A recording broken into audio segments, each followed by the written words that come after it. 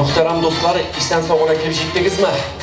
Hele tağım bir kup kişikke yolda, çünkü hele bugünkü beyram ol günü boyuna devam edecek, hem halal meclis diye bakala. Bunda bütününüz puşisti, okyavlıklı maturlar, ama lakin halıp yana çıksan, hele davet için bir zor sebep var. Şuna göre bugünkü beyramda bu show business, bu event industriyi değil, bu birinci sıradan davet işi.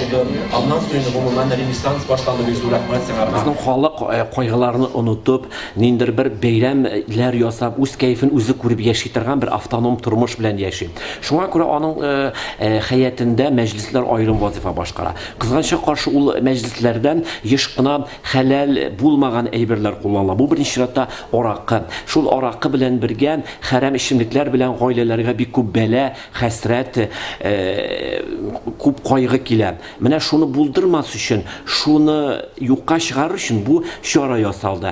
Halal deb atalg'ach, bayramlarga oraqi kirmasin, mumkin qadar adab axloq qoidalari kirsin, ham traditsiyalarni hurmat etib bo'lsin. Halal majlis formati albatta kichkinagina formatda Sovet chorida yashab keldim. Bu bilasizmi? 300-40 shekillindi mana shu o'lgan kishilarning xatirin esga olu formatida yashadim. Men buni o'ylaganim bor tik totarlarga gana xosdir deb, shin barliqda ol O'zbekistonda da bor ekan, hatto Xitoyga borgach, Xitoy musulmonlarida ham Uyg'urlarda da bor ekan. Mana shunda o'zinchaligi bor. Mana to'ylar, g'alati bayramlar, diskotekalar, kishalarda qizg'ancha qarshi nindir bir bizning millatibizning o'zog'ini yo'qolta turgan oraqi qo'shila. Tranquilizator, narkologiya deb aytiriga bo'ladi endi. Mana shularni oqirnabgina yo'qqa chiqarish uchun halal format propagandalarni boshladi. Ham ne uchun biz bu propagandani nindir bir qimmatli restoranlarda ishlamaymiz? Chunki restoranlarning maqsadi ularning o'xshash yo'q. Mumkin qadar kishilarning ishirkash ularni qisarga yengil bo'ladi.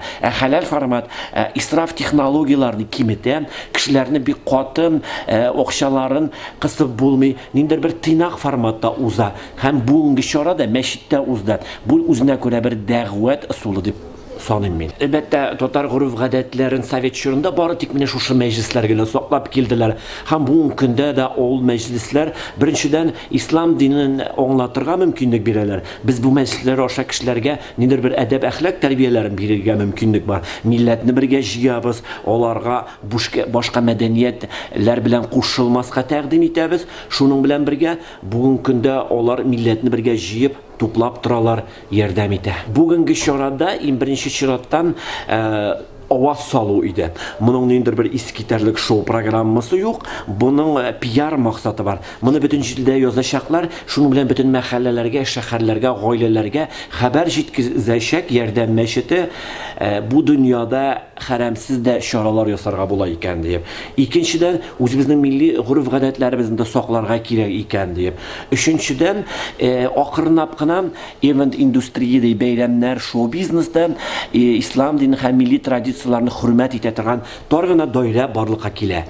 Bu birinchi siratda halal rizqlar bilan ustal azirlovchilar, ularga cleaning xizmati deyilmaydi.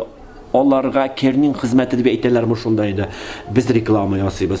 Bizda o'shilar maxsus milliy kiyimlar yoki urf-odatlarga xos bo'lgan bezalishlar bilan ta'min etuvchilar, reklama bilan shug'ullanuvchilar, diniy formatda, milliy formatda ijod etuvchi artistlar, mana shularga bu reklama bo'lacak.